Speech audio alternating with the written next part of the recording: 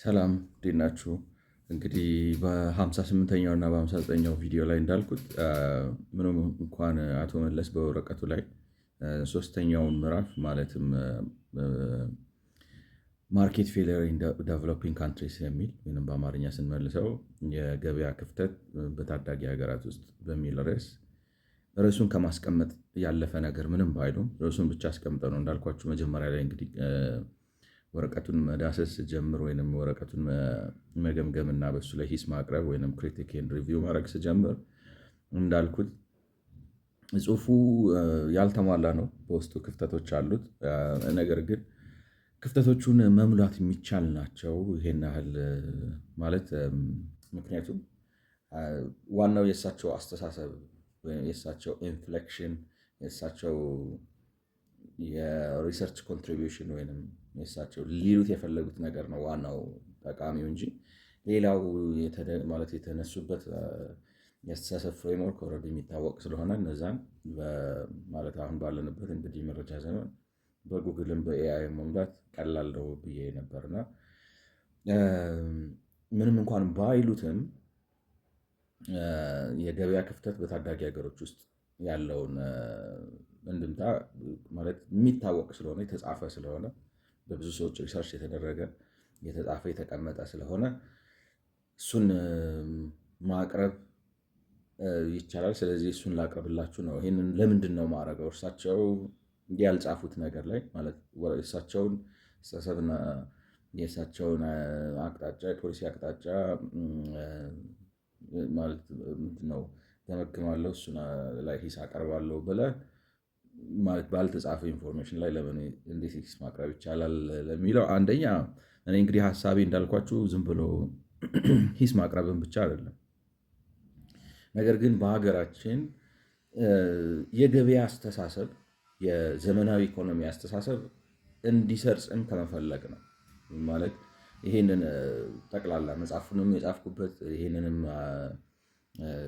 የማህበራዊ ሚዲያ ስራ የምሰራበት ዋናው ምክንያት የአስተሳሰብ እምርታ እንድናመጣና የገበያ ኢኮኖሚ አስተሳሰብ እንግዳ እንዳይሆንብን፣ እንደ ጠላት እንዳናየው፣ የውጭ የፈረንጅ የፀጉረ ልውጥ ሀሳብ እንዳይመስለን እና መዳኛችንን ታንኳችንን ማለት የማምለጫ እንትናችንን ማለት ቆርጠን እንዳንጥለው ይልቁንም እንድንረዳውና እንድንጠቀምበትና ከሌሎች ሀገር ጋር ማለት ተጠቃሚ እንድንሆን ነው ከዛ ሀሳቡ። ምክንያቱም ሀሳባችን ነው ትልቁን ልዩነት ያመጣው በሀገራችን ላለው የልማት እጥረት ማለት ልማት በሁሉም መስክ በዲሞክራሲው መስክ በኢኮኖሚው መስክ ላለው እጥረት ማለት ብሔራዊ መረጋጋትም እንዳይኖረን ያለው እንግዲህ እንደምታውቁት ላይ እንዳልኳችሁ ዋናው ኦብጀክቲቭ ምንድን ነው? ለኢትዮጵያ የሚበጃት በማህበራዊ መግባባትና በማህበራዊ አንድነትም መስክ ሆነ በአንጻራዊነት ፈጣንና ደግሞ በአንጻራዊነት ፍትሃዊ የሆነ ኢኮኖሚያዊ እድገት ከማምጣትም አንጻር ሆነ ተመራጭ የሆነው የነፃነት ዲሞክራሲ ነው የሚለውን ከነፃነት ዲሞክራሲ ጋር አብሮ ደግሞ ነፃ የገበያ ስርዓትና ነፃ የንግድ ስርዓት የንግድ ማለት እንግዲህ ነፃ ገበያ ሀገር ውስጥ ባለው ኮንቴክስት ነው። ነፃ ንግድ ደግሞ ከሌሎች ሀገሮች ጋር በምናደርገው ንግድ ይህ ነው በሬሲፕሮሲቲ መደረግ አለበት ወይንም ደግሞ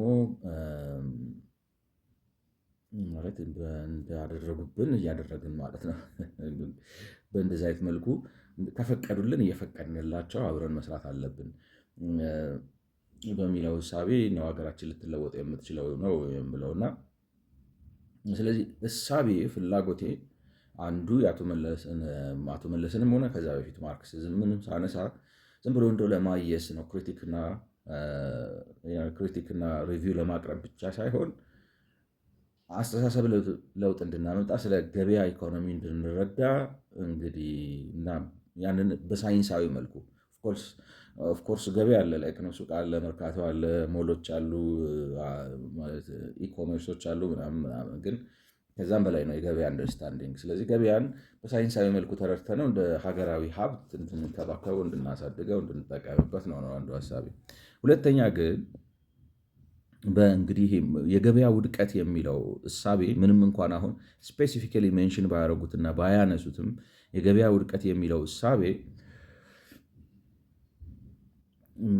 እንትን ተዘርቶ ታዩታላችሁ በጽሁፍ ውስጥ በተለያየ ቦታ እና ተዘርቶ በምታዩበት ነገር ተነስታችሁ ወይም ከጠቅላላው ከአውድ ወይም ኮንቴክስቱ ተነስታችሁ መረዳት እንደምትችሉት የገበያ ክፍተትን ማለት እሳቸው የሚፈልጉት የልማታዊ መንግስት አሰራር እሳቸው ሪኮመንድ የሚያደርጉት የልማታዊ መንግስት አሰራር እንግዲህ ወረቀታቸው የሚለው ምንድን ነው? ርዕሱ ላይ አፍሪካን ዴቨሎፕመንት ዴድ ኢንስ ኒው ቢጊኒንግስ ነው የሚለው። የአፍሪካ ልማት ሄዶ ሄዶ የገደል አፋፍ ላይ ደርሷል። ለምንድነው የገደል አፋፍ ላይ ደረሰው? የገበያን አስተሳሰብ ተከትሎ ነው። ኒዮሊበራሊዝም ማለት ምንድን ነው? ገበያ ፓሬቶ ኤፊሽንት ነው፣ ፐርቫሲቭ ነው፣ ይሰራል። ፕራይስ ሜካኒዝም ወይም የገበያ ስርዓቱ የዋጋ ስርዓቱ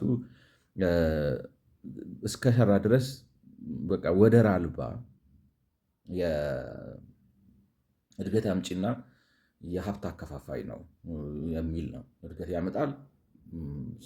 አንፕላንድ ነው፣ ሳይታቀድ እቅድን የሚያስከትል በእቅድ የሚመራ እድገትን በእቅድ የሚመራ የሀብት ክፍፍልን የሚያስከትል ትልቅ ስርዓት ነው የሚል ነው።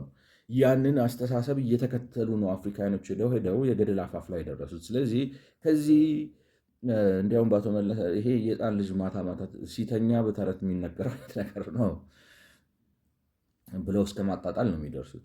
ላይክ ነው ሚቲክል ስቶሪ ተረት ነው። በዚህ በኩል አያጅቦ መጣ፣ በዚህ በኩል እንትን ምናምን የሚል እንጂ ፕራክቲካሊ በሂስትሪም በተግባርም በሂስትሪ በተግባር እንዲሁም ደግሞ በጽንሰ ሀሳብ ደረጃ ይሄንን የሚቀበለውና የሚደግፈው የለም። ገበያ የራሱ ብዙ ችግር አለበት ብለው ማርኬት ፌሌር ነው ወይም የገበያን ጉድለት ወይም የገበያን ክፍተት ያነሱታል በምክንያትነት እና እሳቸው የገበያን እና ይህንን ካነሱ በኋላ ምንድን ነው የሚሉት? ልማታዊ መንግስት ግን ይሄ ገበያ መስራት ያልቻለው በራሱ በቃ አቅም ስላጠረው ማድረግ ካለመቻሉት የተነሳ ማድረግ የተሳናውን ነገሮች መንግስት ገብቶ ጣልቃ ገብቶ መስራት አለበት እና በዛ መልኩ ብቻ ነው ፈጣን ልማት የሚመጣው ነው የሚሉት። እንግዲህ ከዛ ጋር ተነስተው ነው ለምሳሌ አሁን የመጀመሪያው ቻፕተር ላይ ኒዮሊበራል ፖለቲካል ኢኮኖሚ ሶሻል ካፒታል የሚሉት ለምን ይሄ የኒዮሊበራል ፖለቲካል ኢኮኖሚ ወይም የነፃ ገበያ ስርዓት ማህበራዊ እሴቶችን እንድናሳድግ አያደርግም። ምክንያቱም በግለኝነት ላይ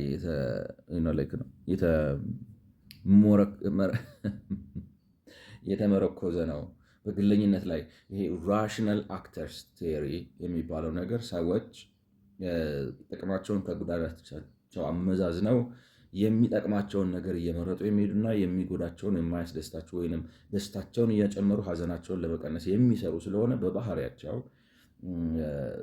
ይሄ ነገር ይሄ የግላዊ ጥረት ወደ ጋራ ጥቅም ይለወጣል ነው የሚላቸው። እንግዲህ አንዱ አስተሳሰቡ ይሄ አይነት አስተሳሰብ ግን በጣም ልክ አይደለም።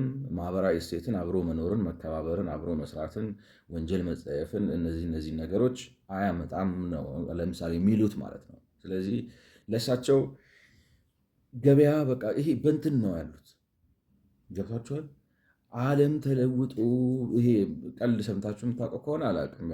አንዳንድ ሰዎች አሁን ገጠር ውስጥ ይኖሩና ቀልድ ይሁን እንግዲህ እውነትን እንኳን አላውቅም፣ ግን ገጠር ውስጥ ይኖሩና ሄደው የኢትዮጵያ መሪ ማን ነው ሲባል ማለት መለስ መጥቶ ሄደዋል፣ ኃይለማርያም መጥቶ ሄደዋል፣ አሁን አብይ ነው ያለው፣ መንግስቱ ኃይለማርያም ነው ይላል የሚሉ ሰዎች አሉ።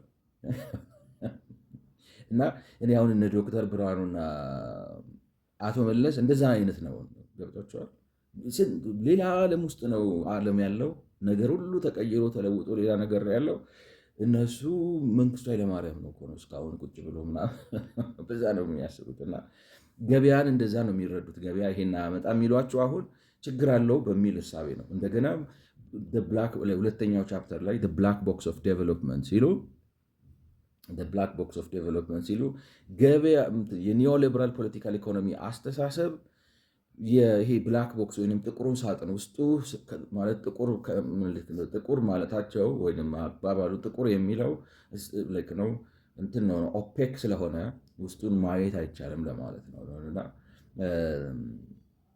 ውስጡን ነው በትኖ ቴክኖሎጂ እንዴት ነው የሚመጣው እንዴት ነው የሚሰራጨው ምናምን ብለው የገበያ ስርዓት ወይም ኒዮሊበራል ፖለቲካል ኢኮኖሚክ ቲንኪንግ፣ ፍሪ ኮምፒቲቲቭ ማርኬት፣ ቴክኖሎጂ ኢኖቬሽንን አያበረታታም፣ ይህ ነው ክፍተቱ፣ እንደዚህ ነው፣ በዚህ ገብቶ በዚህ ገብቶ የሚሉት ገበያው ችግር አለው ከሚል እሳቤ ነው። ስትራክቸራሊ ኢንሄረንትሊ ወይንም ከውቅሩ ከአሰራሩ ከራሱ ከፍጥረቱ ገበያ የሚባለው ነገር አይሰራም ነው። የዚች ደግሞ አስተሳሰብ ምንጯ ገብቷቸዋል። በእኔ ግምት ወይም በእኔ አረዳድ ምንጯ ያቺ ያረጀች ያፈጀች የማርክሲዝም ኢኩታብሊቲ አያመጣም ነው። ኢኩታብል አይሆንም። ኢኩታብል የሚሉት እነሱ ምንድነው 8 ሰዓት ሰርተሃል 8 ሰዓት አይከፍልህም አይነት ነገር ማለት ሁሉንም ሰው 8 ሰዓት በሰሩት ሰዓት እኩል ይሄ ቴሪ ኦፍ ሌበር ቫሊዩ ቴሪ ኦፍ ሰርፕለስ ቫሊዩ የሚባሉ ነገሮች እንዳብራራሁት እዛ ላይ የቆሙ ሰዎች ስለሆኑ ነው። ማለት አሁን ማመን ነው የሚያቀታችሁ። እውነቴን እኮ ነው። አሁን ዶክተር ብርሃኑን ስሰማው ማለት በጤና ነው እስክትሉ ድረስ የሚያረጋችሁ ለኤለን መስክ ያዝኑለታል። ገብቷቸዋል። ያዝኑለታል። ምስኪን ገንዘብ እያሳደደ ህይወት ሳይገባው ምናምን ይሏቸዋል። ማለት እርካታ አቶ ምናምን ይሄ ነገር እንዴት ነው? የድሮ የመነኩሴ ስብከት ነው። እኔ ይመስለኛል 90% አሁን የአዲስ አበባ ወጣት ብትጠይቀው ማለት እንደ ኢለን ማስክ 320 ቢሊዮን ወይም 400 ቢሊዮን ብር ይኑረኝና ይደብረኝ የሚል ነው። እሳቸው እኮ እንደዚህ እያሉን እኮ ነው። የዘመናዊ የትምህርት ስርዓት፣ የዘመናዊ ኢኮኖሚው ስርዓት፣ ዘመናዊ የኢኮኖሚው ስርዓት፣ ዘመናዊ የትምህርት ስርዓት። ስለዚህ የትምህርት ስርዓቱ ወጣቱን ስራ ለመፍጠር ቢዝነስ ለመስራት ሀብታም ለመሆን እንዳያስብ አድርገን እኮና በውስጠ ወይራ በእኔ አረዳድ ነው የምላችሁ እያሉን እኮ ነው። ለኢለን ማስክ እያዘኑለት ነው። እነዚህ ሜሪቶክራቲክ የሆኑት ራሳቸው ባለሀብቶች ሜሪቶክራቲክ ሆነው ሀብት ሰብስበው ግን በቃ እየኖሩ አይደለም እኮ ጭንቀት ላይ። እኔ እንደዚህ አይነት ነገር እየሰማሁ ከድሮ አባት ሰባኪዎች ነው። እኔ ዲያቆን ነው የሚመስሉኝ እነዚህ ሰዎች እኮ ነው ብላችሁ። ለዛ ነው ምንድን ነው እዛ የትላንትና መንግስቱ ኃይለማርያም ነው እስካሁን ኢትዮጵያ መሪ ላይ የቆማችሁት ምንድን ነው? እና ስለዚህ ሁለተኛ ነጥቤ ገብቷቸዋል ሀሳቤ የፈለግኩት ነገር። ምክንያቱም እኔ የኢትዮጵያ ወጣት አሁን ብትጠይቀው እንደ ኤለን መስክ ሀብታም መሆን አልፈልግም፣ ደስተኛ አያረገኝም። የሆነ ሜታፊዚካል ክርክር ያደርጉታል። ገንዘብ ደስታን ይገዛል ወይስ አይገዛም? እሱ ሜታፊዚካል የስነ ልቦናዊ የፍልስፍና የስነ ምግባር ምናምን ኤፒስቴሞሎጂካል ሞራሊቲ ሜታፊዚካል ዲቤት ነው። ስለዛ እኔ በኢኮኖሚክ ሳይንስ ውስጥ እሱን ማውራት ይቻላል። ቢሄቪራል ኢኮኖሚክስ ምናምን ውስጥ ገብተህ ማውራት ይቻላል። ግን የሀገር ፖሊሲ በፍጹም አታረቀውም እንደኔ እምነት። ምክንያቱም መጀመሪያ ለኢትዮጵያ ሕዝብ የተመቻቸ የማህበራዊ ኢኮኖሚ ስርዓት ፈቅደንለት ያንን አዘጋጅተንለት ሰርቶ ገንዘብ አግኝቶ መኖር ይቻልና አይ ሀብታም ሆንኩኝ ግን ደስተኛ አልሆንኩም ምናምን ብሎ ያልቀስ። እሱ እዛ ይድረስና እንደኔ ሂሳቤ ነው ብላችሁ እዛ ይድረስና የሚወደውን መኪና እንዳና የሚፈልገው ቤት ውስጥ ይኖርና እንደፈለገ ትራቭል ያርግና እንደለፋበት እንደጣረበት መጠን ይከፈለውና አይ ገንዘብ ደስታን አይፈጥርም እንደ ኤለን ማስክ አይኔ ማለት ኤለን ማስክ እኔ ስለማይፈልግ አይመስለኝም በፕራይቬት ጄት አለ የሚበራው። ገብቷችኋል? ለስራ እንዲመቸው ነው ፋብሪካ ውስጥ ምናምን የሚያድረው እንጂ ስላልፈለገ አይመስለኝም። ካልፈለገ ትቶት መውጣት እኮ ነው። ማን አስገድደው? እንደዚህ ብላ ማለት እንደዚህ ሀብታም በመሆነ በቃ ሚዝረብል ሆነሃል፣ ከሚስት ጋር ተፋታ። ድሃ ሆኖም እየተፋታል እንዴ? ሰው ሳይኖረውም እየተፋታል እንዴ? ስለዚህ ለምንድን ነው እንደዚህ አይነት ፍልስፍና ውስጥ ነው የሚገቡት? ስለዚህ ሁለተኛ ፖይንቴ የኔ ሀሳብ ባይባልም ያስታውቃል። አይነው ነው አም ፊሊንግ ጋፕ ወይም ምንድን ነው የሚባለው በሳይኮሎጂ ሳይኮሎጂ ወዘተ ከወሰዳችሁ አለ የሰው አእምሮ የሆነ ፍንጭ ከሰጣችሁት ይገምታል እና this is an intelligent gas ነው። ስለዚህ ሁለተኛ ሀሳቤ የገበያ አረዳዳቸው የገበያ ክፍተት የሚባለውን ነገር ኢንሄረንት ነው፣ ስትራክቸራል ነው፣ ከገበያው ከራሱ ተፈጥሮና ባህሪ ነው የሚመነጨው። ስለዚህ መንግስት ይህንን ክፍተት መሙላት አለበት ብለው እንግዲህ የእሳቸው የክፍተት አሞላል ሌላ አይነት አሞላል እሳቸው በዚህ በመጽሐፍ ውስጥ በጥናታዊ ጽሑፍ ውስጥ የሚገልጹት አይነት አሞላል ከሆነ አይ ቲንክ የገበያ ክፍተት አንደርስታንዲንጉ መታረምና መስተካከል አለበት በሚልም ነው የማቀርበው። ስለዚህ ሁለት ኦብጀክቲቭ አለኝ ማለት ነው። ምንም እንኳን በባዶ የሆነው ነገር ላይ ከውጭ ካሉ እዛ ውስጥ ካሉ ግን ሳይንቲፊካሊ ከሚታወቁ ምንጮች አምጥቼ ክፍተቱን ስሞላ አንዱ የገበያ በሀገር ደረጃ የገበያ አስተዳደር አንደርስታንዲንጋችን ለማላቅ እንድንማማርበት ነው። አንደኛው ሀሳብ ስለ ገበያ ክፍተት ምንድን ነው የሚለውን ነገር እንድንረዳው እንድናውቀው እና ገበያን በአግባቡ እንድናደንቅ ወይም አፕሪሼት ማድረግ እንድንችል ነው።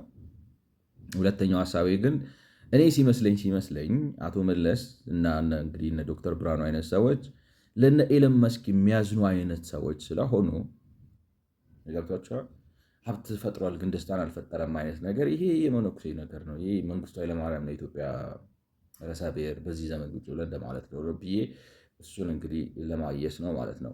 እና ይሄ ነው መነሻው። እና እንግዲህ በነዛ ቪዲዮዎች ያልኩት የገበያ ክፍተት የሚባለው ነገር በዋናነት በመንግስት የፖሊሲ አካሄድና አሰራር ምክንያት በተለያዩ አይነት የመንግስት የፖሊሲ አሰራርና አካሄዶች ምክንያት እንዲሁም አንዳንድ ጊዜ በነጋዴዎች ወይም ይሄ ክሊክ ወይም ካባል የሚባለው በእንግሊዝኛ የጥቅም ትስስር ኔትወርክ በሚፈጠሩ የአንዳንድ ግድፈቶች፣ አሰራሮች የፕራይስ ሜካኒዝሙ ወይም የዋጋ ስርዓቱ በትክክል በገበያው ውስጥ ባለው ፍላጎትና አቅርቦት መሰረት ሰርቶ ገበያው ፓሬቶ ኤፊሽንት ፐርቫሲቭ በመሆን ፐርቫሲቭ ማለት ሁሉንም መሳተፍ የሚገባው ህብረተሰብ ክፍል በማሳተፍ እንደገና ደግሞ ፓሬቶ ኤፊሽንት በመሆን ማለትም ያሳተፋቸውን ሰዎች የሚገባቸውን ሽልማት ወይም ክፍያ በመክፈል እንዳይሰራ፣ ስለዚህ ሪሶርሶቹን በትክክል በየቦታው አሎኬት እንዳያደርግ፣ በዛም ሂደት ደግሞ መምጣት የሚችለውን መመዝገብ የሚችለውን ያክል እድገት ማስመዝገብ እንዳይችል የተለያዩ የስርዓት ማነቆች ይፈጠሩበታል የሚል ነገር ነው። የገበያ ክፍተት እሱ ነው ማለት በሰዎች በመንግስት የፖሊሲ ችግር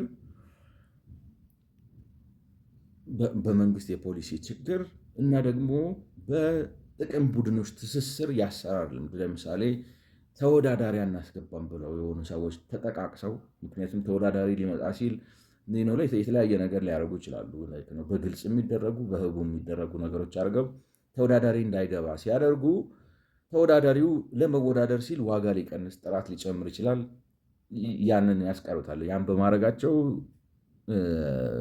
አገልግሎት የሚያገኘው ህዝብ በጥሩ ዋጋ ጥራት ያለው ነገር እንዳያገኝ ተግዳሮች ይፈጥራሉ።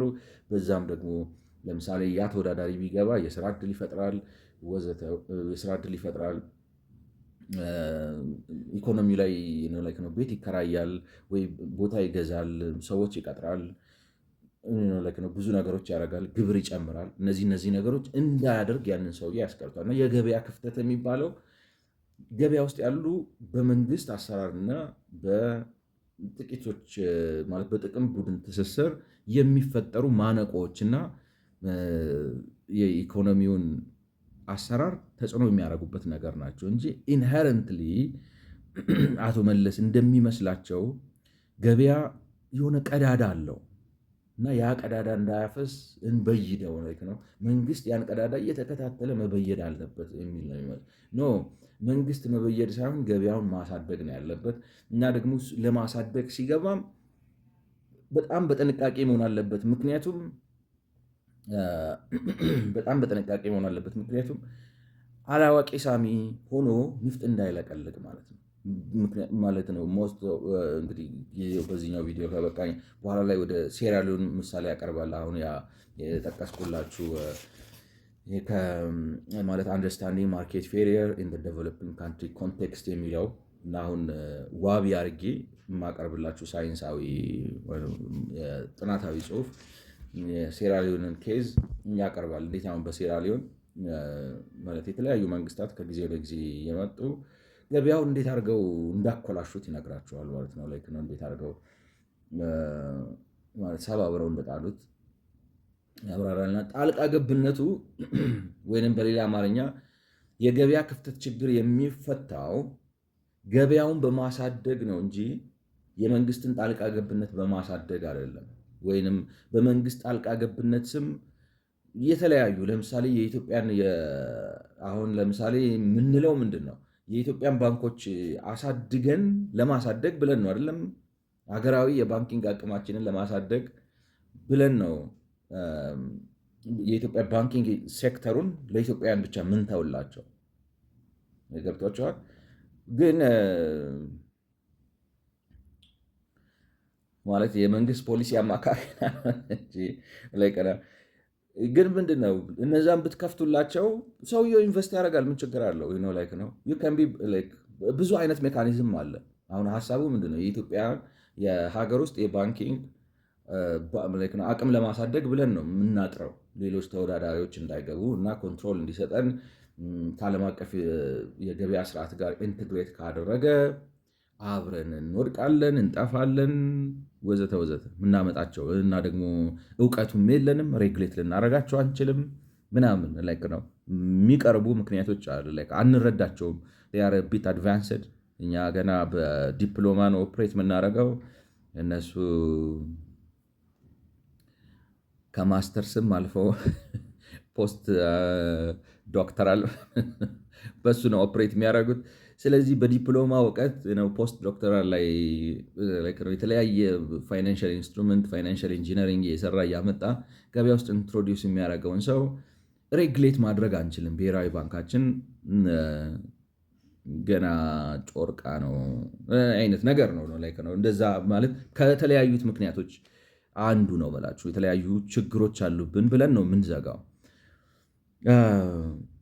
ስለዚህ አገራዊ አቅማችንን ለማሳደግ ነው ብለን ነው የምንዘጋው። ግን ኢንትሮዝ ምንድን ነው የምናደርገው? አገራዊ አቅማችንን ነው የምናጠፋው። ገብቷቸዋል። ስለዚህ የገበያ ጉድለት አረዳዳችንና መፍትሄ አሰጣጣችን መስተካከል አለበት ነው እንግዲህ የኔ አንዱ ሀሳብ። ምክንያቱም የገበያ ጉድለት የሚመስለን ወይም በዚህ በጥናታዊ ጽሑፍ መለስ ጥናታዊ ጽሑፍ ውስጥ ተዘርቶ በምታዩት አግባብ ነው ከምታገኙት ነገር እንደምትረዱት ገበያው ኢንሄረንትሊ ችግር አለበት ነው።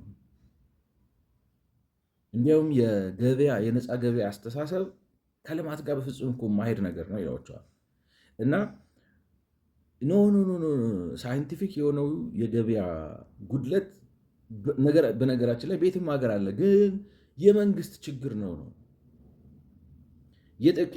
የጥቅም ኔትወርክ ቡድኖች ችግር ነው እንጂ ገበያ በራሱ ፋንክሽናል ነው፣ ኦፕሬት ያደርጋል፣ ፐርቫሲቭ ነው፣ ፓሬቶ ኤፊሽንት ነው፣ ዴድ ዌት ሎስ ያስወግዳል እና የሚሰራ ነገር ነው። ስለዚህ ይህንን አንደርስታንዲንጋችንን ማረም አለብን። እኛ አሁን ገበያን እንዳልኳቸውም ባንኩን እንዘጋለን። ሀሳቡ እንዳልኳችሁ እንግዲህ ብዙ ምክንያት ይኖረናል እና ሬጉሌት ማድረግ አንችልም። የኢትዮጵያኖችን የባንኪንግ አቅም ማሳደግ አለብን። በዚህ ገብተን በዚህ ወተን ብለን የራሳችን የተለያየ ምክንያት እናቀርባለን። ነው እሳቤው። ግን እንደዛ በማድረግ የባንኪንግ ገበያውን ለገበያ ጉድለት አጋልጠነዋል። ፕራይስ ሜካኒዝሙ እየሰራ አይደለም። ስለዚህ ወርዶ መጨረሻ ላይ ምን ይሆናል ማለት ነው? ደንበኛው መጨረሻ ላይ ለምሳሌ ኢንፍሌሽን ይሆናል። ኢንፍሌሽን ብቻ ሳይሆን ኢንፍሌሽን አይደለም፣ ደንበኛው ኪስ ውስጥ የሚቀር ገንዘብ ይቀርበታል። ማለት ለ8 ብር ዕቃ 10 ብር እንዲከፍል ይሆናል መጨረሻ ላይ ነው እንዳልኳችሁ። ምክንያቱም አሁን ለምሳሌ የዘይት ፋብሪካ ብትከፍቱ መቼም ጤነኛ ሰው የለም ሄዶ በራሱ ብር ሄዶ የዘይት ፋብሪካ የሚከፍት ሰው አይደለም። በዚህ በዘመናዊ ዓለም ያለው ትሬንድ ምንድን ነው? ሄዳችሁ ገንዘብ ትበደራላችሁ። ገብታችሁ ገንዘብ ተበድራችሁ ነው የዘይት ፋብሪካ የምትከፍቱት። ስለዚህ ዘይት ፋብሪካ ከፍታችሁ ዘይት ስትሸጡ የተበደራችሁትን ብር ለመክፈል የዘይቱ ዋጋ ውስጥ የብድሩን ዋጋ አብራችሁ ትከቱበታላችሁ። ስለዚህ መጨረሻ ላይ ዘይት የሚገዛው ሰውዬ ዘይቱ የተመረተበትን ደንበኛው የሚከፍለው የዚህ የኢንትረስቱንም ጭምር ነው። ገንዘቡ የተበደረበትን ሰውየው 15% ወጪ ያለበት ያቺ 15% ወጪ ለምሳሌ በ15% ከሆነ ነው ወለዱ የተበደረበት ወለድ 15% ከሆነ ያችን እዛ ውስጥ ኢንክሉድ ያደርጋታል። እንደዛ ሲያደርግ ዘይት ገዢ ሸማቹ ማህበረሰብ መጨረሻ ላይ ማለት ነው። ኦፍኮርስ ባንከሩም ዘይት ይበላል፣ መብላቱ አይቀርም። ግን ቢያንስ እሱ በኢንትረስት ማለት ነው በትርፍ ያገኘዋል። ዜጋው ግን ዘይት ይወደድበታል ማለት ነው። በ10% ቢሆን ኖሮ የሚቀንሰው ማለት ነው። ስለዚህ ደንበኛውን ሸማቹን ማህበረሰብ እንጎዳለን፣ መንግስትም ደግሞ የሚያገኘውን ትርፍ እንቀንስበታለን። ምክንያቱም ውድድር ቢበዛና ብዙ ባንኮች ቢገቡ በተለይ ደግሞ ዴድ ዌት ሎስ እየቀነሱ ከመጡ which means unrealized potential ሪላይዝ እያደረጉ ኢንኤፊሽንሲዎችን ካስወገዱ የኢንትረስት መጠኑ ምንድነው የግብር መጠኑ ይጨምርለታል እና የእሱም ገቢ ይጨምራል። የእሱ ገቢ ሲጨምር የተለያየ ነገር ይያያዛል። አንዱ ከአንዱ ይያያዛል። አሁን የእኛ አሰምሽን እችን ዘግተን የኢትዮጵያን ባንክ ለማሳደግ ነው በፖሊሲ ደረጃ የሀገራችንን የባንኪንግ አቅም ለማሳደግ ነው እሳቢያችን። ዋር ውድ ሃፕን ያው ግም ለግም አብረን ግም እንሆናለን ማለት ይሻላል ከደርጉ፣ ግን ስቲል የፖሊሲ ችግር ነው እና የገበያ ክፍተት ማለት ይሄ ነው እና ጣልቃ ገብነታችን ደግሞ በአንደርስታንዲንግ ማለት በእኛ የአስተሳሰብ ክፍተት፣ በእኛ የአሰራር ግድፈት፣ በእኩያን ሰዎች ትብብር፣ የጥቅም ቡድኖች ትስስር የሚፈጠር ገበያን የማስተጓጎል በሰዎች ባህሪ ችግር በአጠቃላይ ሲደመደሙ በሰዎች የአስተሳሰብ ክፍተትና በሰዎች የባህሪ ችግር የሚፈጠር ማነቆ ነው የገበያ። ይህንን አንደርስታንድ ማድረግ ያለብን እና ጣልቃ የምንገባውም ለምሳሌ የታክስ ሬታችንን ማስተካከል ገብቷቸዋል። ምክንያቱም አጉል ታክስ ከጨመርን እናዛበዋለን ማለት ሰዎች ቢዝነስ ውስጥ ለመግባት ይፈራሉ። የታክስ ስርዓታችን አስፈሪ፣ ድንገተኛ፣ ወጥነት የሌለው በየጊዜው የሚቀያየር አንዳንዱ የሚያመልጠው አንዳንዱ የሚከፍለው ምናምን ከሆነ የምንፈጥረው ችግር ወደር የለው ነው እኮ ነው ብላል እና እነዚህ ነገሮች ማረም ነው የገበያ ክፍተትን መሙላት። በአጠቃላይ ሲደመደም ጥሩ መንግስት መያዝ ነው። ለዛም ነው በነገራችን ላይ ገብቷችኋል ከነፃ ገበያ ውጭ ይቅርታ ከሊበራል ዴሞክራሲ ወይንም ከነፃነት ዴሞክራሲ ውጭ ከብሔራዊ መግባባትና ከብሔራዊ አንድነት ባሻገር በአንጻራዊነት ፈጣን፣ በአንጻራዊነት ተደራሽነት ያለው ኢኮኖሚ ማምጣት አይቻልም። ምክንያቱም ከሊበራል ዴሞክራቲክ መንግስት ውጭ የተሻለ መንግስት መገንቢያ መንገድ የለም ነው። በሊበራል ዴሞክራቲክ መንገድ የሚገነባ መንግስት ፍጹም ነው ማለት አይደለም። ብዙ ግሳንግስ አለበት። ግን ከሱ የተሻለ የመንግስትን ተጠያቂነት፣ የመንግስትን የአፈጻጸም ብቃት፣ የመንግስትን ግልፀኝነት፣ የመንግስትን ጥንካሬ ማሻሻያ መንገድ የለም። ገብቷቸዋል። ስለዚህ እሱን መምረጥ አለብን። ነው የገበያን ጉድለት ምን ሞላው ጥሩ መንግስት በመፍጠር ነው። የጥቅም ቡድኖች ሲኖሩ ይጻፉባቸዋል። የሚከሰሱ ከሆነ ይከሰሳሉ፣ የሚሰለሉ ከሆነ ይሰለላሉ። ምክንያቱም ገበያ ብሔራዊ ሀብት ነው፣ ከነዳጅ በላይ ነው እና እሱን ካስተካከል ምን አባ ነው በቦክስ የሚስተው ሰው መንግስት ማህበረሰባዊ እንቅስቃሴ ያስፈልግ። ማህበረሰባዊ ሲባል እንግዲህ ሶሻሊዝም አሁን እነሱ እንደሚሉት እንደ ኢዲያሚን ፊት ለፊት አስቀምጠ ይሄ ኦፖርቹኒቲ ነው፣ በዚህ በኩል ስፔሻላይዝ፣ በዚህ በኩል ብሎ ህዝብን እንደ ህፃን ልጅ ቁጭ ብሎ ሰንደይ ስኩል ማስመሰል አይደለም። ገብቷቸዋል። የሰንበት ትምህርት ቤት ግብረገብ ምናምን ቁጭ ብለን በመንግስት ግብረገብ ላስተምር አይነት ነገር እንደሱ አይደለም። እንትን ማለት ዴሞክራቲክ ታደርገዋል። የፖለቲካ ስልጣን የሚያዘው በምርጫ ነው። ትከራከራለ፣ ትተቻለ፣ ፍሪ ትራንስፓረንት ፌር ኤሌክሽን ታደርገዋለ። እነዚህ ነገሮች ናቸው ተጠያቂነትን፣ ግልፀኝነትን፣ ብቃትን፣ ጥንካሬን ከማህበረሰብ ውስጥ የሚወልዱት እና ያንን ማለት ግድ ያደርጉታል። ውለዳት ነው። ካልቻልክ እንደ ሸሚዝ ትቀየራለህ። አንዴ ተመርጫለሁ ብሎ መዘፍዘፍም የለም። ትሰራለህ፣ ታመጣለህ። ካልወለድክ ኢምፒችመንት ምናምን አለ፣ ዞር በል ሁሉ ትባላለህ። እና ኤፊሽንት የሆነ መንግስት በአንጻራዊነት ማለት ፍጹም መንግስት የሰው ልጅ ስለሆነ አይቻልም።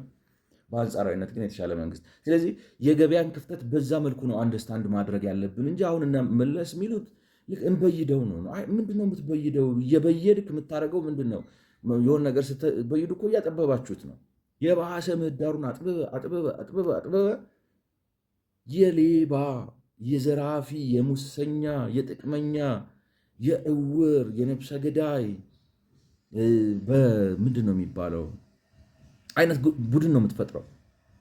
ችግር ነው። ስለዚህ ይሄን አንደርስታንዲንጋችንን ምን ያህል እንደተሳካልኝ ባላቅም ልል የፈለግኩት ይሄን አንደርስታንዲንጋችንን ማረም አለብን። እንደዛ ከሆነ የሚያስቡት በሚለው ነው ደግሞ ይመስለኛል። እኔ ዝም ብዬም እንደው ዝም ብዬ አይመስለኝም።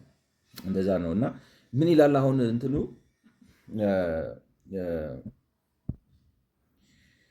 ምን ይላል አሁን ፔፐሩ እንግዲህ ቀደም ብዬ ካልኳቸው 60ኛው ቪዲዮ ላይ ካልኩት በተጨማሪ ኮንቬንሽናሊ ገቨርንመንትስ ሃቭ ዘ ሬስፖንሲቢሊቲ ኦፍ ኢንሹሪንግ ዛት ማርኬትስ አር ፋንክሽኒንግ ፐርፌክትሊ ትሩ ዜር አሎኬሽን ሮል ቱ ኮሬክት ኢምባላንስስ ዛት ሜይ ኢማኔት ፍሮም ማርኬት ፌሊየር። ስለዚህ ምን እያለ ነው? ከማርኬት ፌሊየር ወይም ከገበያ ጉድለት የተነሳ ማለት ገበያዎች የማደላደል ስራቸውን ሲሰሩ ሀብት የማደላደል ሀብት የማከፋፈል ስራ ሲሰሩ ሀብት የማደላደል አሁን ሶሻሊስታዊ ሀብት የማደላደል ትቀማለህ፣ ከዛ ሌላው ትሰጣለህ ነው። ይሄ መንግስቱ ኃይለማርያም ጊዜ ነው። ይሄ መንግስቱ ኃይለማርያም ጊዜ አሁን ሌላ ለለክ የኤአይ ዘመን ምናምን ለክ ኦቶማቲክ ነው ራሱ ገበያው ራሱ አውቶማቲካሊ አሶርት ያደርጋል። እና ገበያው ሳይሰራ ሲቀር ለምሳሌ አሁን ውሃ ሲመጣ በሆነ ነገር ከተዘጋና አላልፍ ካለ ምንድነው የምታደርጉት? ያንን ጠጠር ወይም የተዘጋውን ያለት ነው ወይም ፍሳሹን ነው እንዳያልፍ ያደረገውን ነገር መጣችሁ ታወጡታላችሁ ወይ ምናምን ወይ እንትኑን ትቀይሩታላችሁ። እንደዛ ነው የሚደረገው። ላይክ ነው መንግስታት ስራቸው ማነቆችን፣ ተግዳሮቶችን፣ አሰራር ችግሮችን ማንሳት ነው። ለዛ ነው እኮ ዴሞክራቲክ ሁኑ የምትባለው። ለዛ ነው የሰው መብት አክብር የምትባለው። ለዛ ነው ተጠያቂነትን አምጣ የሚባለው። ለዛ ነው ግልፀኝነትን አምጣ የሚባለው። ግን ግልፀኝነት ስንባል እኛ ምንድን ነው የምናደርገው? ዋናውን ትልቁን ግልፀኝነት ደብቀን ጸረ ሙስና ኮሚሽን ምናምን እናቋቁም። በዛ አይሆንም ነው። መንግስታቱ ስልጣን ገደባቸው ይወሰን፣ ቆይታቸው ይወሰን፣ አሰራራቸው ይታወቅ ወዘተ። ያን ጊዜ ነው ዝም ብሎ በተራይ ነው ምናምን ብሎ ዝም ብሎ የሚጎለትብህ አይሆን። ተራ አስከባሪ የመጠራ አስከባሪ ነው ወደዛ መባል አለበት ነው። ስለዚህ መንግስታት የገበያን ጉድለት ማስተካከል አለባቸው። አሁን ቤዚክ ፕሮብለሙ ምንድን ነው? የገበያ ጉድለት ሲባል ግን እነመለስና እንግዲህ አሁን እየመሰለኝ የመጣው ዶክተር ብርሃኑ የገበያ ጉድለት ሲሉ ኢለን ማስክ ሰዎችን ሀብታም አድርጎ ደስታቸውን ቀንሷል ይላቸዋል። እንደዚህ አይነት ነገር ነው። ስለዚህ ሀብታችሁ ለምን ግድብ ትንሽ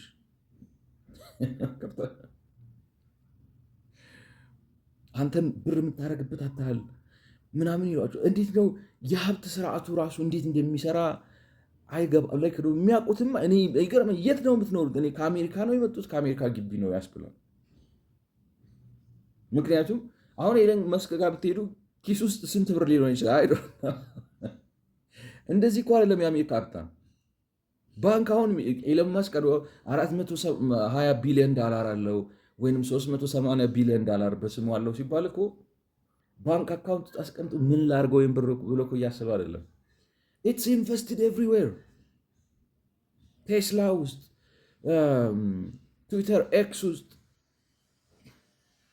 ማን ነው ስሙ ስፔስ ኤክስ ውስጥ፣ ሌሎች በቃ ልክ አሁን ግሮክ አለው። እነዚህ ነገሮች በአጠቃላይ ኢንቨስትድ ሆኖ ገበያ ውስጥ ገብቶ የአገር ብር እየሰራ ነው። ለዛውም እኮ አሁን ኤለን ማስክ ትርፍ እንኳን አሁን ለምሳሌ አይ ቲንክ አሁን እንትንን ማኔጅ ሲያደርግ ቴስላን ማለት ነው ማለት ሲኢኦ ነው የቴስላ ሼር ሆልደር ምናምን ነው እና ክፍያውን በሼር ነው የሚከፈለው።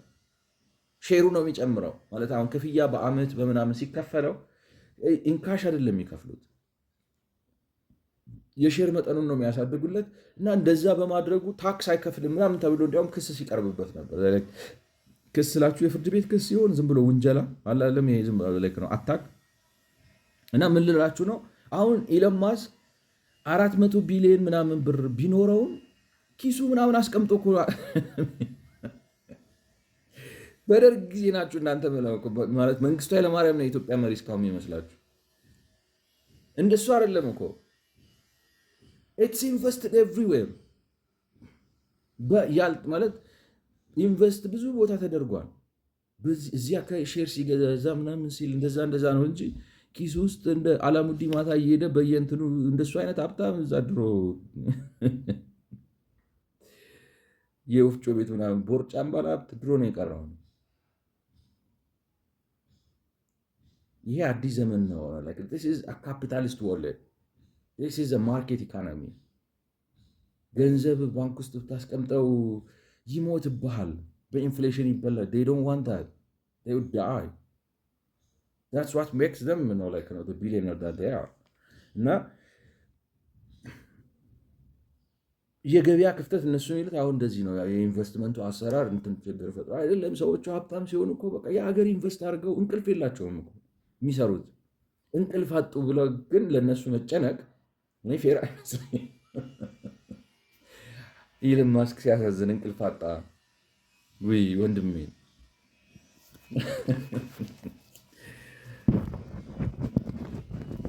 እንቅልፍ ካማረው ማንከለከለው ለጥ ነው የሚለውና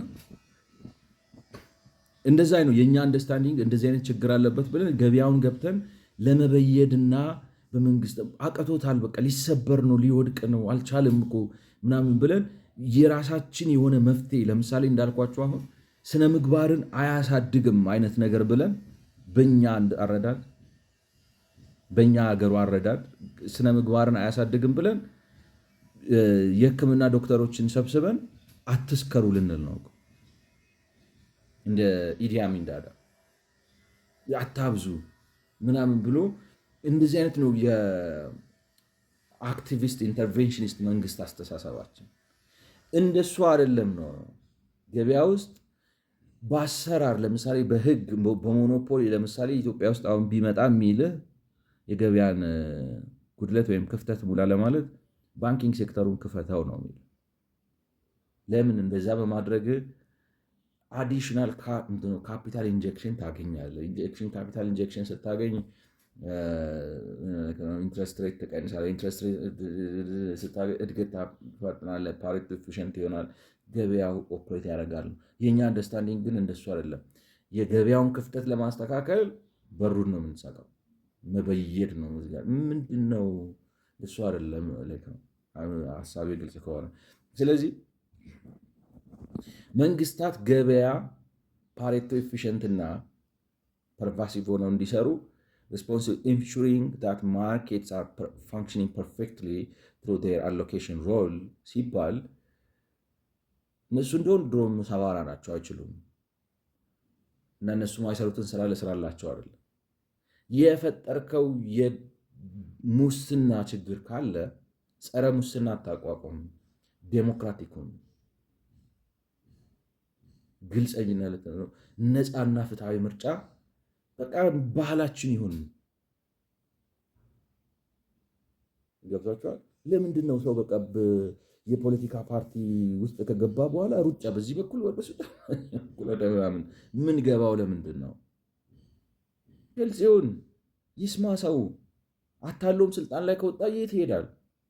ገብቷቸዋል። ለዛም ነው ደግሞ አሁን ምንድን ነው የምለው አይዶ ነው እንግዲህ ነው ከሰሙኝ ጥሩ ደህንነት ያስፈልገናል፣ ጥሩ ፖሊሲ ያስፈልገናል፣ ጥሩ መከላከያ ያስፈልገናል የምለው ይህ ነው።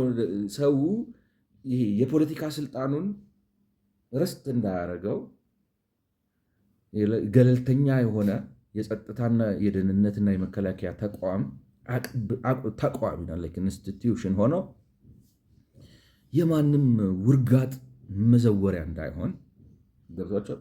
አሁን ለምሳሌ ፖለቲከኛው መላችሁ ጠቅላይ ሚኒስትር የሚሆነው ፕሬዚዳንት የሚሆነው ፓርላማ አባል የሚሆነው የተለያየ ሚኒስተር የሚሆነው ግሩፕ ይሄንን የደህንነትና የምናምን ተቋሙ ጋር ልክ ነው በህጋዊ ቻናሉ ካልሆነ በስተቀር ምንም እንዳያገናኙ መሆን ልክ ነው። ይሄኛው ማጠናከር አለብን። ይህ ነው ገብቷቸዋል። ሀሳቤ ግልጽ ከሆነ ምክንያቱ ልክ ነው። ዴሞክራሲው ሰውየው ስልጣን አለቅም ብሎ ሴረኛ ምናምን ሆኖ የሚረብሻችሁ መቼ ነው? አሁን ለምሳሌ ወታደሩን ከፍሎ ወይንም የሆነ ምናምን አመፀኛ ፈጥሮ ምናምን ጫካ የሚገባ ከሆነ ነው የሚያስቸግራችሁ። ያ እንዳይፈጠር እንደዚህ አይነት ጥሩ መከላከያ ያስፈልጋል፣ ጥሩ ደህንነት ያስፈልጋል፣ ጥሩ ፖሊሲ ያስፈልጋል። ተቋማዊ ቅርጽ አቋም ያለው ገለልተኛ የሆነ እና ደግሞ ከከፋና ወደ ቡጢ ከመጣ ጠብጠብ የሚያደርገ ማለት። ስለዚህ እንደዛ አይነት ነገር ካረግ ያን ነው ዴሞክራቲክ አድርገው ነፃና ፍትሐዊ ምርጫ አድርገው ፕሬስ ፍሪደም ይኖር፣ ፍርድ ቤቶች ነፃና ገለልተኛ የሆኑ ፖለቲከኞች አጠገባቸው የህግ ሰው ያስቀምጡ የሚያደርጉት ነገር በህግ አማካሪ እየተመከሩ ምን እያሉ ይሄ ነገር ምን አለው ዝም ብለህ ተነስተ የምትወስነው አይሁን። ያንን ስታደርግ ነው። ምክንያቱም ለምሳሌ ሙስና ካለ የገበያ ክፍተት ይፈጥራል። ገበያው በራሱ ሰርቶ እንዳያመርት ተግዳሮት ይሆንበታልና ያንን ማለት ነው እንጂ ሀብት ብቻውን የሰዎችን ማህበራዊ እሴት ያደክማል ብለህ በጣም ሀብታም እንዳይሆኑ ተቆጣጠራቸው። በእኛ ቁጥጥር ስር ያልሆነ ሀብታም አልፈልግም አይነት ነገር ስታመጣ እሱ በሽታ ነው ማለት የገበያ ማነቆ እየፈጠርክ ነው። በእኛ ቁጥጥር ስር ያልሆነ እኛ ማንመራው በሀብቱ ላይ ማንወስነው ሀብታም እንዴት ይፈጠራል ብለህ ስትል የገበያ ችግር ክፍተት እየፈጠርክ ነው። እድሩንም ላደራጅ ምንድነው ለማኙንም ላደራጅ ምናምን ስትል you are creating problem። ስለዚህ መንግስታት ኃላፊነት አለባቸው። ማርኬቱ እንዲሰራ ነው ግን ኃላፊነታቸው understand ካረጋችሁ። However, the question is based on whether government policy is reducing or worsening economic efficiencies or deadweight losses from market failure። ሆኖም ግን አሁን ትልቁ ጥያቄ የሆነው ነገር ምንድነው? መንግስታት ይሄን አሰሩ ሲባሉ ጣልቃ ገብነቱን እንዳልኳችሁ በተሳሳተ መንገድ ስለሆነ የሚረዱት። ለምሳሌ ግብረገብ ትምህርት ያደርጉታል። ግብረገብ አስተማሪ አትሆን። እሱን ሰንበት ትምህርት ቤት ይማር ወይ እዛ መድረሳ ይማር። ገብቷቸዋል። እዛ የሚማርበት ይማር። ትምህርት ቤት አለ፣ የትምህርት ስርዓት ውስጥ ይማር። መንግስት የማስፈጸም ስራ ነው።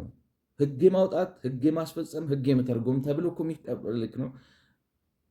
እነዚህ ነገሮች ላይ ስትሪክት ያደርገ ስራ ሰውየው ደግሞ ማህበራዊ ሴት በእኛ ሀገር ራሱ ሰው የፈጠረው ነገር እኮ ነው። መንግስት ሳይመጣ በፊት እድር፣ መንግስት ሳይመጣ በፊት እቁብ፣ መንግስት ሳይመጣ በፊት ብሎ ሌባ መደብደብ ምናምን ያለ የነበረ ነገር ነው እና እዛ ውስጥ አንተ አትገባ። አንተ restrict yourself to the basic fundamental functions of government። መንግስቱን ነው። አሁን አቶ መለስ ችግር መንግስቱን ሲባል እኔ ዘበኛ አይደለሁም፣ ዋችማን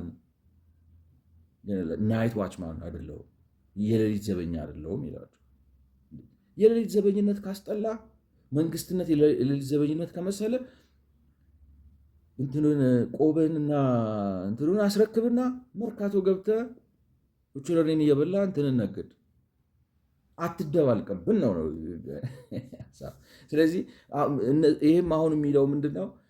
ኢዝ ሬዲዩሲንግ ችግሩ ጣልቃ ግቡ ስንላቸው እነሱ ህግ ከማስገበር አልፈው ጉልቤ ነው መሆን ወሳኝ ነው። የኢኮኖሚ አለቃ መሆን ይፈልጋሉ። ተቆጣጣሪ መሆን ይፈልጋሉ። ማን ሀብታም መሆን እንዳለበት፣ ማን ሀብታም መሆን እንደሌለበት፣ ማን ጥሩ ባህሪ እያሳየ ነው። እንደዚህ አይነት ኦቶሪቶሪያን በሽታ አለባቸው።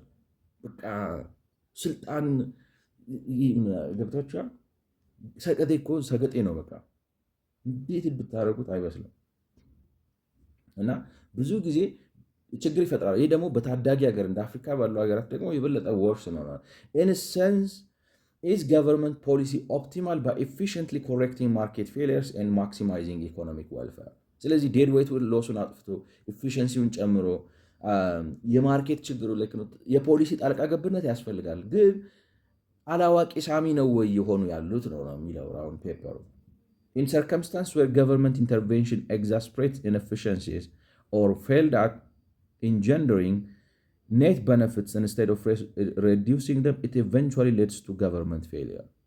እንዲያውም መንግስታት ስርዓት ካልያዙ በኢኮኖሚ ውስጥ የሚያደርጉትን ጣልቃ ገብነት እኔ ዘበኛ አይደለሁም፣ እኔ የምሽት ተረኛ አይደለሁም፣ የሆነ የራሳቸውን ሳይኮሎጂካል ኮምፕሌክስ የሚያወጡ ነው የሚመስላቸው። ገብታችኋል? በስራ ድርሻ ነው ህግ አስከባሪ መሆን ምን ችግር አለው? ካልሆነ አይመጥለኝም እኔን አይመስለኝም ካልክ ስራ መስክ ቀይ ገብቷቸዋል። ስራ ያልሆነውን ግን ለማድረግ አትሞክር። ምክንያቱም ያንን ስታደርግ እኔ ዘበኛ አይደለሁም ከዘበኝነትም ያለፈ ስልጣን ያስፈልገኛል ብለህ የስልጣን አድማስን ስታሰፋ የገበያ ክፍተት ነው የምትፈጥረው ነው። ነገሩን ግልብጥ ነው የምናደርገው። ገብቷችኋል አይደለ? ምንድን እንዳልኳችሁ ነው። መጽሐፍ ቅዱስ ግልጽ ነው። አሳስቶ ለመረዳት የሴጣን እርዳታ ያስፈልጋል ያሉ አንዳንድ ሰዎች ሲቀልዱ፣ ይህ የልማታዊ መንግስት አስተሳሰቡም እዚህ ጋር ያስቀመጡት የገበያ አሰራርና የመንግስት ድርሻ በኢኮኖሚክስ መጽሐፎች፣ በመንግስት ፖሊሲ መጽሐፎች በምናምን የተቀመጠው እጅግ በጣም ግልጽ ነው። ስትሬት ፎርዋርድ ነው። እነሱ ግን የሆነ የሚያግዛቸው ሌላ ጂኒ ያለ ነው የሚመስለው። ነገሩን ያላስባለው ለኤለን መስክ የሚያዝኑ ጀግኖች ናቸው። እና እንደዚህ በሚሆንበት ጊዜ ችግር ይፈጥራሉ። ማለት እኛ ሀገር በሙስና እኮ በጣም ተጣልተናል እኮ። ምክንያቱም ተዘርፏላ። እነሱ አልዘረፍን ነው የሚሉት። ገብቷቸዋል። ግን ስርዓታዊ የሆነ ዘረፋ ነው። ኢንኤፊሸንሲስ ነው ኢንትሮዲውስ የምታደርገው። የልማት ድርጅት ብለህ ዝም ብለህ ትቀፈቅፋለህ። በገበያ አይደለም የሚመራው። እንግዲህ አሁን እንዴት ማመን ትችላላችሁ? ዶክተር ብርሃኑን የሚያክል ፒኤችዲ ያለው ሰውዬ መንግስት ማተብና በኢኮኖሚክስ ፒኤችዲ ያለው ሰው ነው። የት ነው ይህም ፒኤችዲ የወሰዱት? ሽማግሌ ነው ወይ የመረቁት? ወይስ በዩኒቨርሲቲ ነው የተመረቁት? የሚያስብል እኮ ነው። ገንዘብ ማተም ኢንፍሌሽን ይፈጥራል የሚባለውን ነገር አልስማማም። ጋዳፊ ራሱ ይገባል። አንድ ድሮ አስተማሪያችን ነበር። እኔ ማስተምረው ትምህርት በጣም ቀላል ነው፣ እንኳን እናንተ የቤት እመቤቶች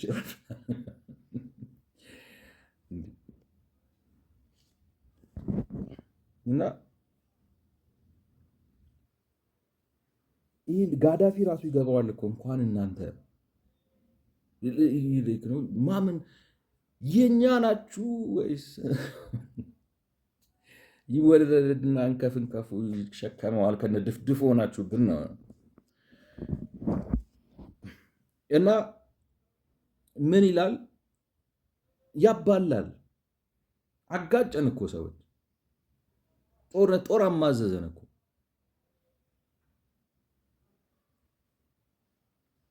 አከፋፋን እኮ። እና ምንድን ነው የሚለው? መንግስታት ጣልቃ አገባባቸው ስርዓት አቶ የገበያ ስርዓትን ሲያዛቡ፣ ኮራፕት ሲያደርጉት፣ የጥቅም ቡድኖችን ሲያፋፍሙ እኔ መንግስት ነኝ እንጂ ዘበኛ አይደለሁም ብለው ያለ ስራቸው ያለ ድርሻቸው ሽንኩርት ነጋዴም ፓርላሜንታሪያንም ልሆን ሲሉ I'm not saying that there is a problem between being an onion merchant and being a parliamentarian. Rather what I'm saying is ገቨርንመንቱ መንግስቱ ሽንኩርት ነጋዴ ሲሆን ነው። ሰውየው በግሉ ነጋዴ ሆኖ ፓርላማ አባል ቢሆን ምንም ችግር የለውም። እንዲያውም እግዚአብሔር ይባርከው ጎበዝ ከተሳካለት ማለት በፍትሃዊ በነፃ ገበያ ተወዳድሮ ባለጸጋው ነው ወደ ፓርላማ ከመጣ እሰይ ጎበዝ። አይ የመንግስትን ወንበር ግን ሽንኩርት ለመነገድ ይጠቀምበታለሁ ካልክ ወንበሩን እሳት ያርግብህ ነው። እና መንግስታት ጣልቃ አገባባቸው ኢኮኖሚውን ሲያዛባና የገበያ ክፍተት ሲፈጥር የገበያ ክፍተት የመንግስት ውድቀትን ያስከትላል።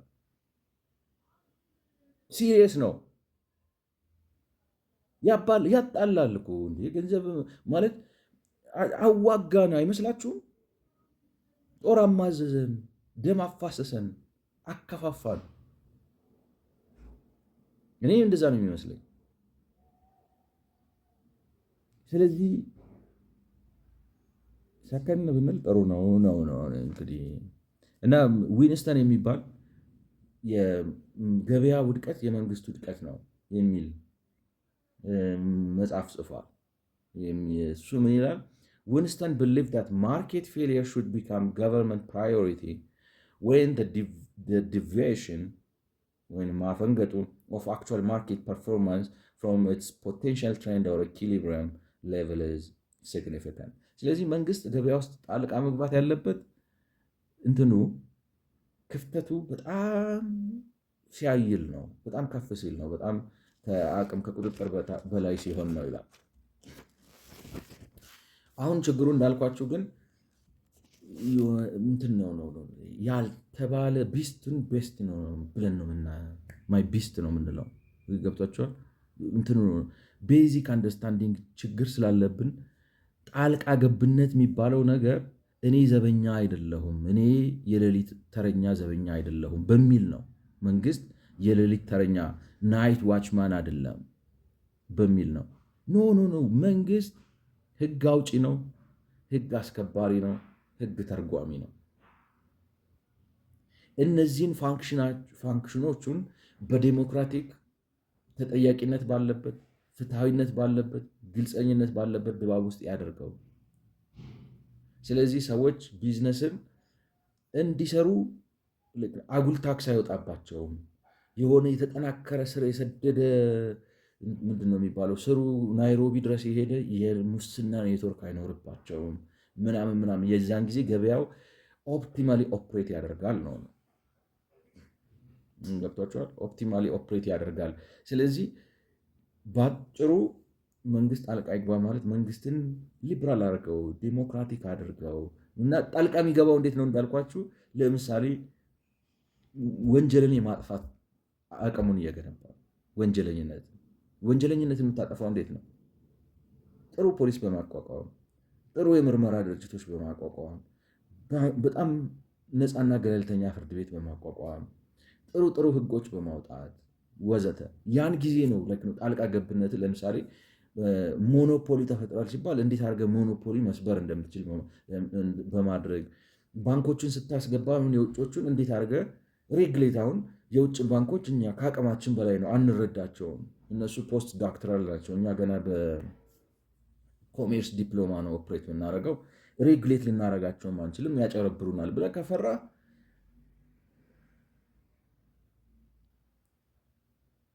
ማን አንተ ወንድ ልጅ አለ ምን አባቱ ያመጣል? መጽሐፉን ይዘግባና በሩን ዝጋና እንተያይ በለው። ካልሆነም ደግሞ ቢያንስ ትቀጥራለህ ሰዎች። ዓለም እኮ እሱን እኮ ነው የምላችሁ። ሬጉሌተር ትቀጥራለህ ማለት ኤክስፐርት ነፍ ነው። ህልም አለ ተብሎ ምንድነው ሳይተኛ አይታደርም ነው። ስለዚህ ማለት የገበያ ክፍተቱ በጣም ሲበዛ ነው መግባት ያለባቸው። ማለት አገባባቸው ራሱ እንዳልኳቸው አሁን እኔ የሌሊት ተረኛ ዘበኛ አይደለሁም በሚል አይደለም ዲፍረንት ነው እና አይ ቲንክ ይህ ነገር በጣም ይዛዛ ረጅም ነው። አሁን 55ኛ ደቂቃ ላይ ደረስኩኝ ማለት ነው። ስለዚህ እኔ ዋናው እንዲታወቅልኝ የምፈልገው ነገር ምንድን ነው? እኔ ኢትዮጵያውያኖች ማለት ነው ሁላችንም ገበያ በጣም ብሔራዊ ሀብት ነው፣ ትልቅ ሀብት ነው። ከሳውዲ አረቢያ የነዳጅ ጉድጓድ በላይ ትልቅ ሀብት ነው። እኔ ይገርማቸዋል። አሁን መቼ ከትላንት ወዲያ ወይም በዚህ በቅርብ ቀን ውስጥ አንድ ጥናታዊ ፊልም እያየው ነበር እና ጥናታዊ ፊልሙ ማለት መሐመድ ቢን ሰልማን የሚባለው አሁን እንግዲህ አልጋ ወራሹ ብዙ ለውጥ እያመጣ ነው ሳውዲ አረቢያ ውስጥ። ሴቶች መኪና መንዳት ጀምረዋል። ካልቸራል ሪቮሉሽን አለ። ፊልም ቤቶች እየተከፈቱ ነው። የሙዚቃ ኮንሰርቶች ይካሄዳሉ። ማለት ካልቸራሊ በጣም ኮንዘርቫቲቭ የነበረ ሶሳይቲ ሊበራላይዝ ለማድረግ እየሞከረ ነው። ከነዳጅ ሱሰኝነት ማለት በነዳጅ ሱሰኝነት ላይ ከተመሰረተ ኢኮኖሚ ነፃ ወጥተው እንግዲህ ወደ ተወዳዳሪ ቱሪዝም እንደዚህ ማኒፋክቸሪንግ ምናምን ስለመግባት ኢኮኖሚውን በአጠቃላይ ዳይቨርሲፋይ ለማድረግ ጥረት እያደረገ ነው እና የሳውዲ አረቢያን ኢኮኖሚ ስንት ነው? አሁን ጂዲፒያቸውን ሳየው ወደ ካልተሳሳትኩ ማለት ነው 2.1 ትሪሊየን እንደዚህ አካባቢ ወይ 1.8 ምናምን ወደ 35 ሚሊዮን ህዝብ አላቸው። ጂዲፒ ፐር ካፒታቸውን ስታደርጉት $30,000 ነው። እንግዲህ በጣም አሁን የሳውዲ አረቢያ ሀብት ተዝቆ ማያልቅ በጣም ብዙ ነው የሚመስለን አይደለም። የሚገርማችሁ ድንጋያማ የሆነችው ኮሪያ $36,000 ነው ጂዲፒ ፐር ካፒታቸው። ነዳጅ ስላወጡ አይደለም፣ ነዳጅ የላቸው። የብረት አፈር እንኳን የላቸውም። ይሄ አይረን ኦር የሚባለው ነገር ከውጭ አምጥተው ነው አይረን ኦር ስቲል ሚል ፋክትሪ የሚሰሩት። እንዲያውም አንድ ኮሪያ አንድ ጊዜ ሲናገር ስሰማው በስመ አብ ሀገራችሁን ብሎ እኛ እኮ እናንተን ቡና ወስደን እኮ ነው ለዓለም ገበያ ስንት ነው ላይ ደሪቬቲቭ አድርገን ምንሸጠው፣ ምን ሆናችኋል ምናምን ሲል ነበር እና $36,000 ማለት አሁን እኛ ሳውዲ አረቢያ ጭንቅላታችን ላይ በጣም ተስላለች። ገብቷቸዋል። በትንሽ ጥረት ሳውዲ አረቢያ ላይ ሎጭ ማግባት እንችላለን። ኢኮኖሚያችን ነው ገበያ ከፈጠረ። ምክንያቱም ሳውዝ ኮሪያ፣ ታይዋኖችም ሴም ቲንግ። ሲንጋፖርማ ከነ አሜሪካ ነው አንደኛ ደረጃ ላይ ጣራው ላይ ያሉ ነገሮች ናቸው። ጭን ታክል ሀገር ሳውዲ አረቢያን እንደዚህ ማለት በጣም ጎንበስ ብላ ይህ ትንሽ ምናምን ብላ ነው የምታየው። እና ገበያ በጣም ትልቅ ናሽናል ዌልት ነው፣ ሀብት ነው። እንደ ኤለን መስክ አይነት እንቅልፍ የሌላቸውን ሰዎች ፈጠረ ብለህ የምታጣጥለው ነገር አይደለም። መንግስቱ ኃይለማርያም የኢትዮጵያ መሪ ነው በሚል አይነት አስተሳሰብ ማለት ነው። ስለዚህ ይህን እንወቅ ለማለት ነው። ቪዲዮ እንግዲህ ይቀጥላል። ታይሙ እዚህ ጋር ስለሚወስናኝ እዚህ ጋር አላቁም። አንደርላይንግ ፓንቺንግ ላይ ነው። ገበያ ትልቅ ሀብት ነው። ከሳውዲ አረቢያ የነዳጅ ጉድጓድ በላይ ትልቅ ሀብት ነው እና እንንከባከበው እና አሳድገው ለማለት ነው። ስለሰማችሁኝ አመሰግናለሁ። መልካም ጊዜ